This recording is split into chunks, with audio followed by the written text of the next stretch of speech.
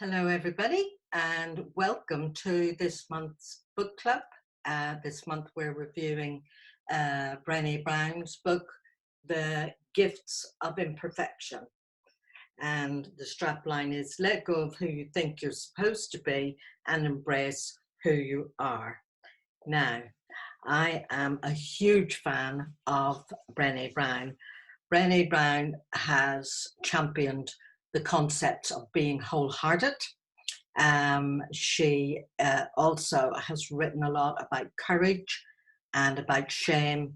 And fundamentally, Brené is a researcher, and most of her books have been written on the basis of extensive research that she has carried out. So it's kind of grounded, evidence-based writing. So this is an excellent little book. You can see it's not a huge book. It's a fairly easy read. For me, part of what makes it an easy read is that it's structured nicely. So there's kind of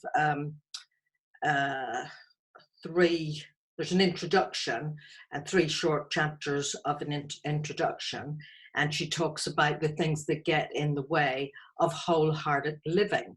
So the book is mainly about wholehearted living and 10 guideposts for wholehearted living.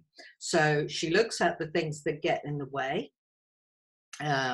things like shame.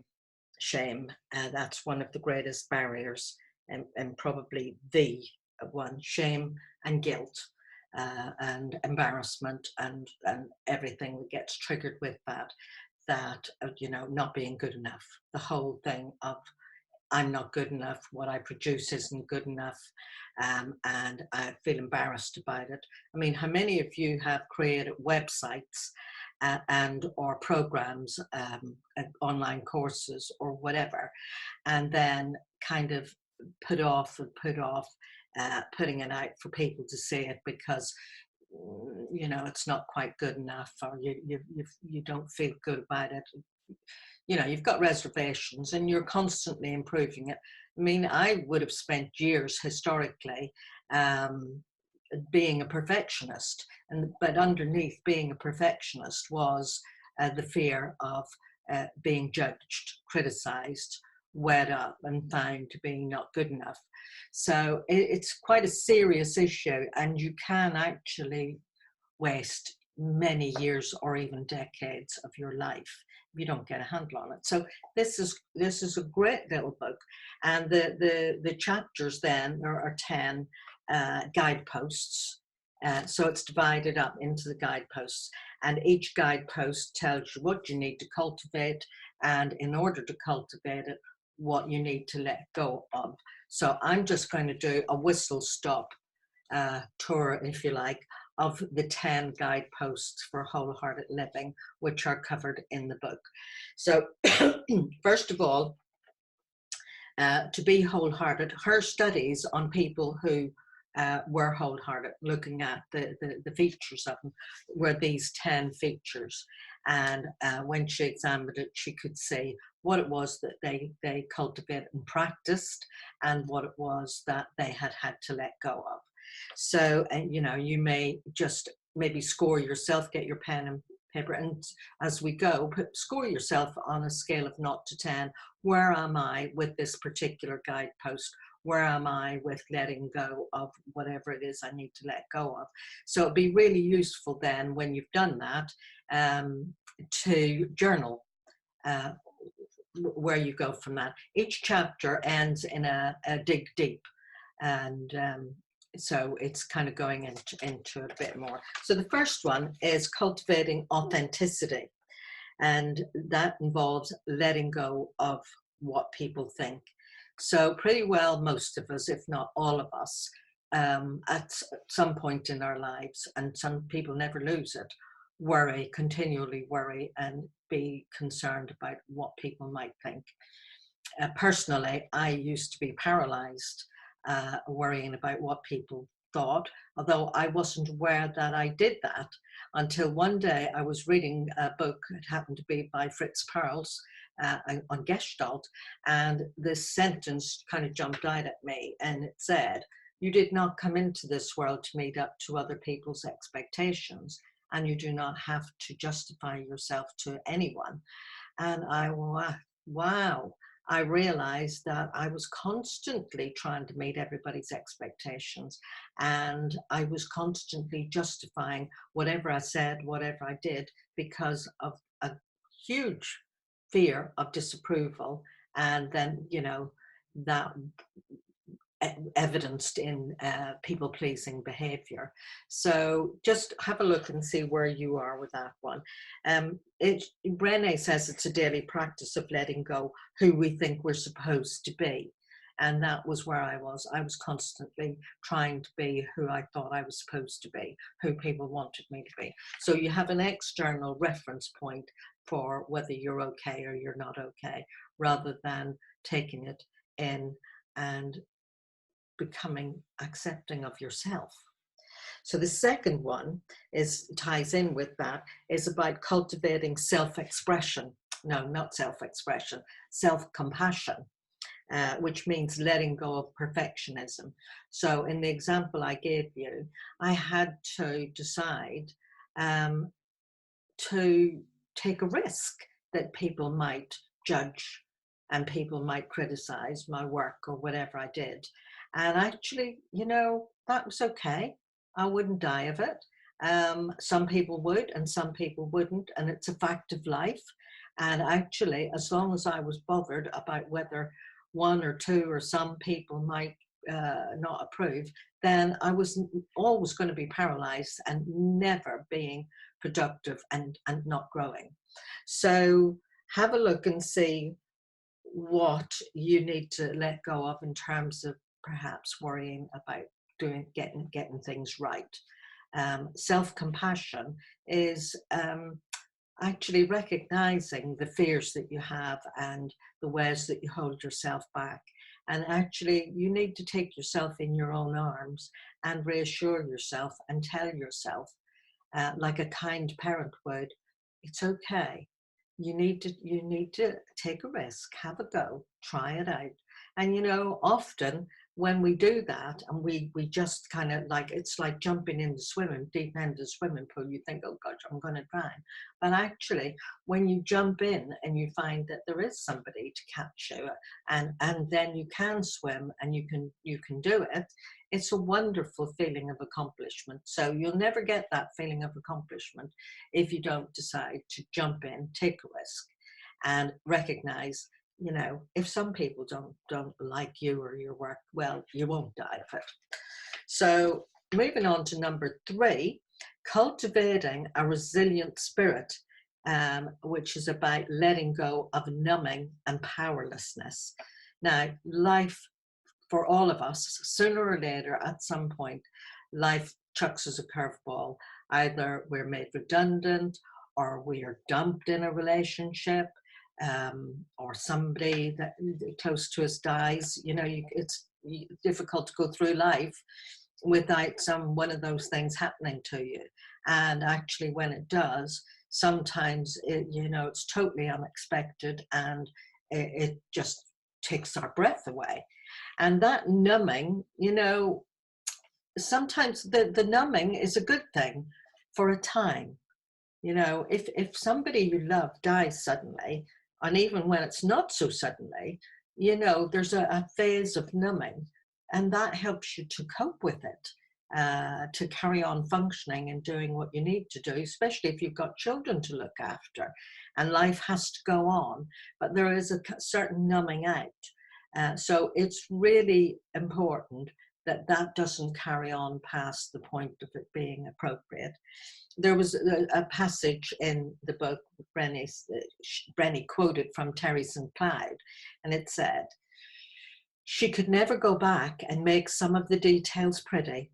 All she could do was move forward and make the whole beautiful." And sometimes it's like that in our lives. You can look back and see where things could have been different and different choices might have been made, or things that happened. And you can't go back and make it pretty, but you can go forward. And that is a decision, a choice, a commitment to go forward and make the whole thing beautiful. And so I just love that bit. She ended that chapter with, when we numb the dark, we numb the light. So if we allow ourselves to carry on being numb, and some people numb themselves with alcohol, with drugs, with sex, with shopping, you know, obsessive behaviors are numbing behaviors. And but when we numb the dark, we also numb the light. So moving on to guidepost 4, cultivating gratitude and joy means letting go of scarcity and fear of the dark. So most of you will already know how potent gratitude is, and how that leads into feelings of joy. And feelings of gratitude and joy mean our frequency, our vibration goes up, and the things that we attract into our lives is much more in alignment with gratitude and joy. So it's about having, in my view, it's about having the glass is half full attitude to life, not focusing on what's missing, not focusing on what you've lost or what you haven't got, but focusing on what you have got, and really being thankful. You know, gratitude is a practice. And, you know, one of the things that she says, that it is actually almost considered as a spiritual practice. I mean, you know, before I go to sleep at night, I am so thankful that I have a warm, comfortable bed to sleep in, because there's many refugees in the world who haven't. I'm really grateful that I have a roof over my head, I have food in the cupboard, I have warmth, I have a loving partner. I have so much to be thankful for. But there was a time in my life when I was very poor, and I worried about how I was going to pay my bills. But actually, I have to give my own self credit. In those times, I knew the value of giving thanks, even when I couldn't see anything to be thankful for. I would give thanks, and actually my life has turned out that I have a lot to be thankful for now. So if you do have times when you're really in poverty and there is scarcity, and it's easy to develop a poverty mentality. So I had to learn to lose the poverty mentality that I had developed because I had so very little. And let that go. And the fear of the dark, when we're children, you know, most children have some fear of the dark at some point, but some adults do carry it on. It's not their fault, but there comes a point where you decide, I'm not going to go around with this anxiety as a lifestyle, and it being habitual, when really there is nothing to be frightened about. There are no bogeymen. So I leave you with that. Guidepost 5 is about cultivating intuition and trust and faith. And, you know, Brené found that a lot of the people who were living wholeheartedly and joyfully and thankfully were people who had gone through all the resilience and developed resilience, but also they had learned not to keep checking outside themselves and validating themselves by the external, but actually learn to trust their own insights, trust their own judgment, and their instincts and their own experience. And I know that for a long time, I did not trust my own judgment. And it was something I had to learn. So I'll leave that with you. I'm just going to close this blind because the sun has suddenly come out.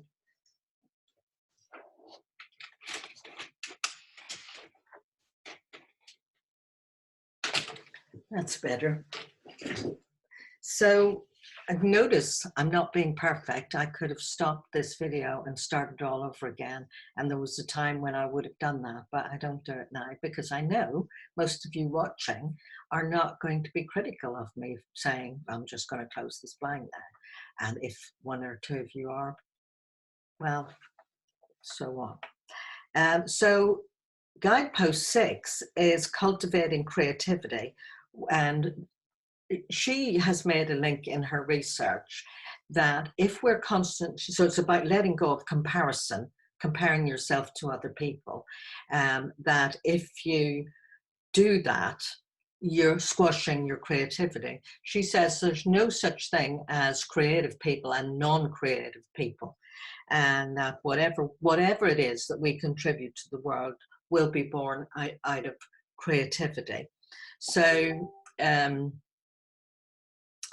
letting go of comparison, many of us stuck in the I'm not good enough will be looking at other people and comparing ourselves and wondering, how do we measure up? And of course, we always look at it in a way that we're never really going to measure up. But it's something that you need to stop doing.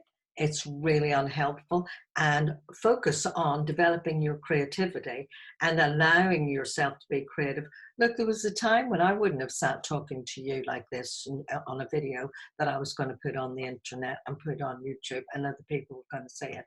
I would have been too self-conscious, too critical of myself, it's not good enough, I'm not good enough, what I've got to say isn't interesting enough. And I would have been full of criticism, and I would have looked at other people's stuff and thought, oh, well, they've got nice flowers, they've got a nice background, they've got much better camera, they haven't got any light shining in their glasses, everything. I would have made negative comparisons, but I've stopped doing that, and actually I'm much more relaxed and healthy, and I allow my creativity to come out now, and I don't bury it in comparisons. So I really would encourage you to do that too. Guidepost 7 is cultivate play and rest. She says that means letting go of exhaustion as a status symbol and productivity as self-worth. And it's easy to do that, especially those of you who are entrepreneurs, who have your own business, who work for yourself. It's easy to keep working, and you think when you get a lot done, oh, I've got such a lot done today, and that makes you feel good. That's okay, but that's not. Your worth is not based on how much work you can do. And there's the old saying that there's not many people on their deathbed wish they'd worked more and been more productive. So and there is that thing, I think, especially, maybe it's not especially among women, but I certainly see it among women. Oh, I'm so busy, I'm so exhausted, and it's almost seen as a badge of honor. So I'm asking you to have a look at that, and have a read at what she says about letting go that whole, oh, I'm so tired. And it becomes a persona and a kind of a mask that we have, and we think that that's who we are. And is it actually who you want to be? So have a look at that. Guidepost 8 is cultivating calm and stillness and letting go of anxiety as a lifestyle. So she talks about stillness and calm. So in other words, managing and regulating your stress to a point that actually whatever comes at you, you're resilient, you're able to filter, and you're able to, between the stimulus and the response, there is a gap. You're able to pause, take a breath, stay calm, stay still. Stillness isn't about doing nothing. It's a state of being, an internal state where you're not living reactively. So she says we all have patterned ways of managing anxiety, and that some of us overfunction, and we're busy doing this, doing that, and we're always on the go, always finding chores and jobs to do and things to do and lists of things. Or some other people, their response to, or reaction to managing anxiety is to perhaps under function. They might sleep a lot and be a bit what other people would call lazy. So just have a look at that. and see what's your pattern. 9 is cultivate meaningful work. And to cultivate meaningful work, you need to let go of self-doubt and how you're supposed to be. And, you know, that seems self-evident to me, because what I do is very meaningful to me, and I feel like it makes a difference to people's lives, and it makes a difference to the world. And yes, I really value it. We all have gifts and talents, and it's about committing to developing your gifts and your talents. There was a time I didn't think I had any gifts or talents, and thought that I was just kind of nothing compared to other people. But I decided to grow and develop myself, to learn. Western women's values are to learn, to grow, make a contribution and impact on the world. And I set about learning, and I'm a lifelong learner. I'm constantly learning. I teach other people, I grow, and that's how I make my contribution, and I make an impact on the world. And that is central to my life, and it makes what I do meaningful.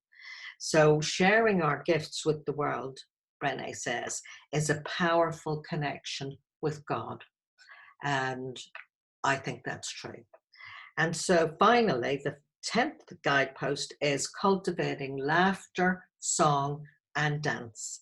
And that means letting go of being cool and always in control.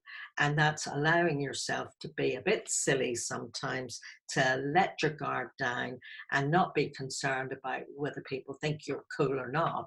But, you know, just it's okay to be a bit crazy and idiotic and silly sometimes. And that ties in with being playful as well. And it's really good for you, your body chemistry. You know, you produce endorphins, which are your body's natural painkillers, and it's stress reducing, which is really good for your creativity and for everything. So I'm going to finish now, because I don't want this video to be too long, and I hope you find that useful. And if you do get time, do read the book. So watch out for next month. If you want to have next month's review, click like and subscribe, and it'll be delivered to your inbox. So bye for now.